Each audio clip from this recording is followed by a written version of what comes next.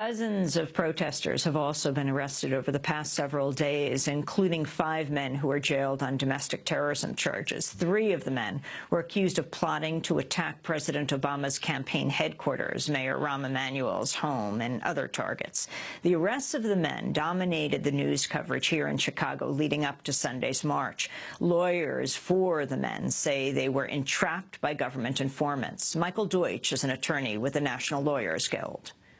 Obviously, we don't have access to all the information that the state has, but what we do know is that there were undercover police officers that ingratiated themselves with people who come from out of town, and from our information, the so-called incendiary devices and the plans to attack police stations, attack the mayor's office, is all coming from the mind of the police informants and are not coming from our clients, who are nonviolent protesters. They're not anarchists. They don't belong to a black bloc organization.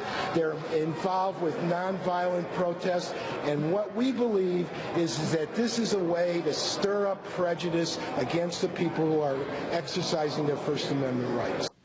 The Chicago police have also been criticized by activist groups for using violent force to break up protests. On Saturday, a police van was videotaped nearly running over a protester.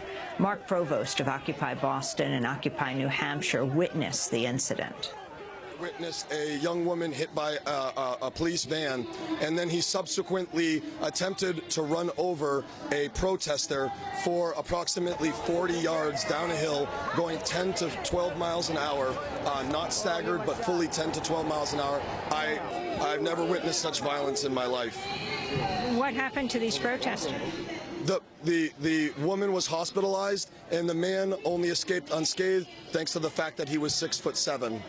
So you saw the police van run into this protester. Describe exactly what you saw happen. What I saw happen was I was texting as usual, and I basically heard a lot of screaming. I looked up, and 15 feet in front of me, without anybody in between, I saw a van heading right towards me with a man in front of it. Half of his body, his torso and his arms were on the hood, and he was scrambling with his feet. And from what I could tell, the van was going so fast that he couldn't go to the side, or the wheels would have ran him over. On Sunday, police beat back protesters who attempted to march toward McCormick Place, the heavily fortified site of the NATO summit. I talked to one protester who had just lost parts of both of his front teeth after he was hit by a police officer. We were pushing that way, and they started knocking people back. A girl fell down, and they continued to beat her on her legs and on her body. They kept saying, get back, and she was like, I can't get up. A man tried to go and pick her up. They hit him on the back of the head. He fell down. He started bleeding. And then I was trying to pick her up. I kind of fell on my knees, and they took a billy club, and they just rammed it right into my teeth. What are you going to do about your teeth? I don't have health insurance. There's a Dearborn clinic that the medics told me about. They gave me a piece of paper. I'm going there and see what can happen. Hopefully there'll be a lawsuit, and I'll get a bunch of money. Okay, were you able to find the pieces of your teeth? Yeah, they were in my mouth. I spit them out there in a bottle of water in my backpack now. The Chicago police have also been accused of targeting independent media activists who have been streaming the protests live over the internet. On Saturday night, police detained 3 live streamers at gunpoint. Luke Rikowski of WeAreChange.org described what happened. A large number of police vehicles, undercover vehicles, CPD vehicles, 3 white shirt lieutenants pulled up right in front of us. Guns were drawn, screaming at us to get our hands up.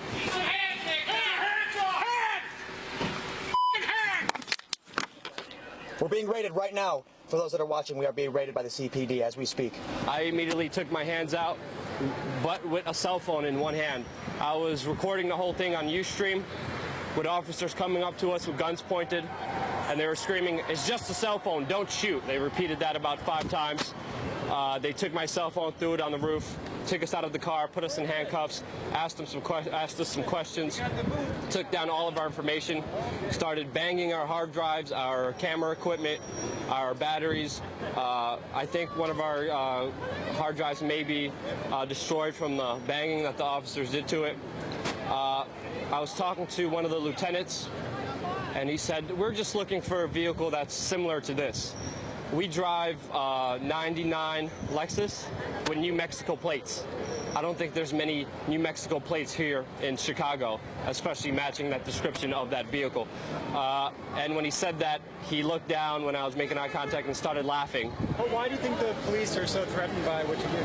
I have no idea. I mean, what we do is provide a service to the people. We stream live, raw, unedited for everybody to see and make up their own mind.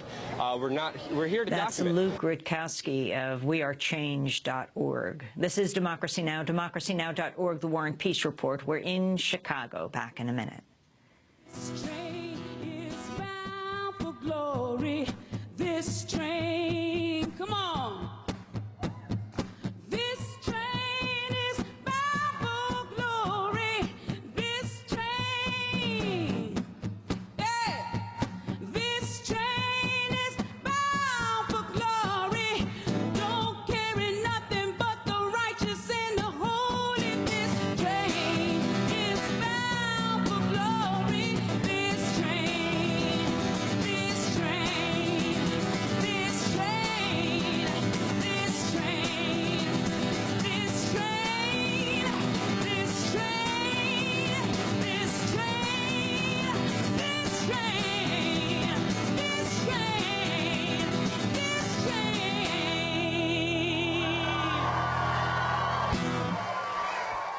That was Toshi Reagan singing Woody Guthrie's This Train is Bound for Glory, recorded live Saturday night at a concert organized by Portaloos here in Chicago, marking Woody Guthrie's centennial, also marking the protests at the NATO summit. This is Democracy Now!, democracynow.org, The War and Peace Report. I'm Amy Goodman. We're broadcasting from Chicago.